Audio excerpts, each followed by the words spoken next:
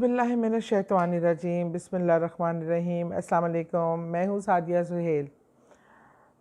रमज़ान के आखिरी कुछ दिन रह गए हैं। मेहमान है रमज़ान और अलविदा कह रहा है हमें, बल्कि हम उसको अलविदा कह रहे हैं कि क्योंकि रमज़ान तो इंशाअल्लाह अगले साल ज़रूर आएगा, पर हमारी कोई गारंटी नहीं है कि हम अगले साल होंगे या नहीं, और ये सआदत हमें हासिल करने का मौका मिलेगा कि नहीं मिलेगा।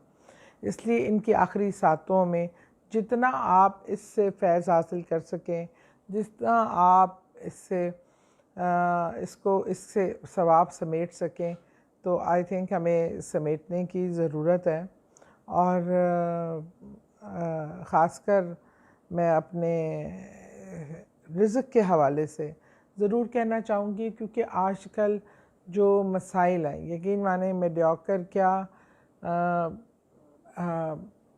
मतवस्त तबका एक होता है, एक थोड़ा सा मतवस्त तबके से बेहतर होता है, एक उससे ज़्यादा निचले दर्जे का होता है, फिर उससे हर तबका इस टाइम परेशान है।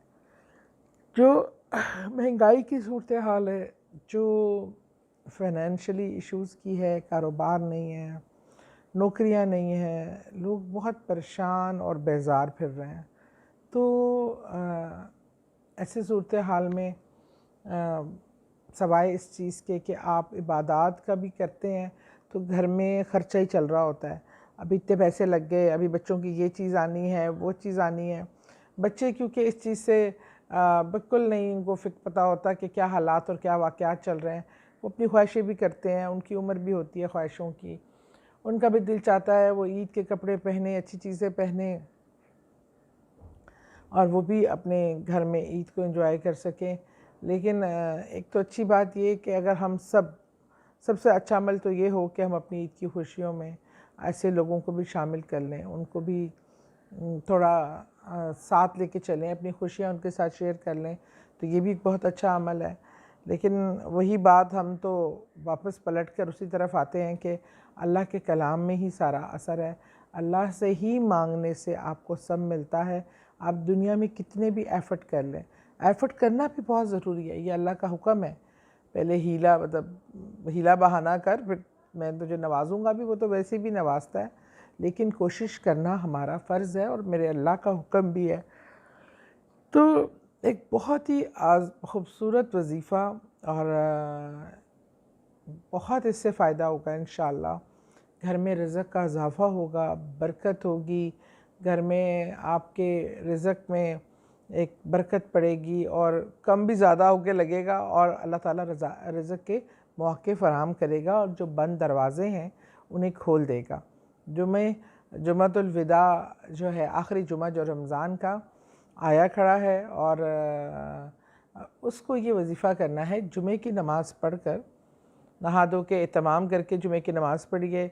जुमे की नमाज़ तो वैसे ही ज़रा एहतमाम से पढ़नी चाहिए, लेकिन जब वो रमज़ान के जुम्मतुल विदा हो तो उसकी अहमियत, उसकी फ़जीलत 100 गुना हो जाती है।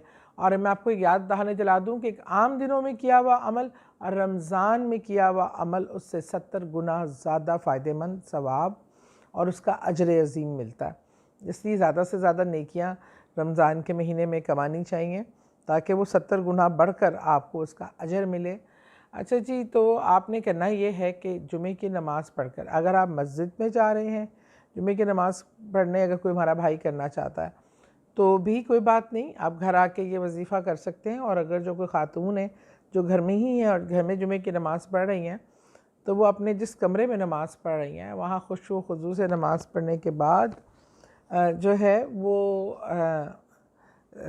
अव्वल आखिर दुरूद पाक 3 बार पढ़कर, दुरूद इब्राहिमी पढ़कर आपने 40 बार या वहाबो या वहाबो या वहाबो, और 100 बार या राज़िको या राज़िको या राज़िको आपने एक कोने में खड़े होकर पढ़ना है, फिर दूसरे कोने में, और फिर तीसरे कोने में, और फिर चौथे कोने में।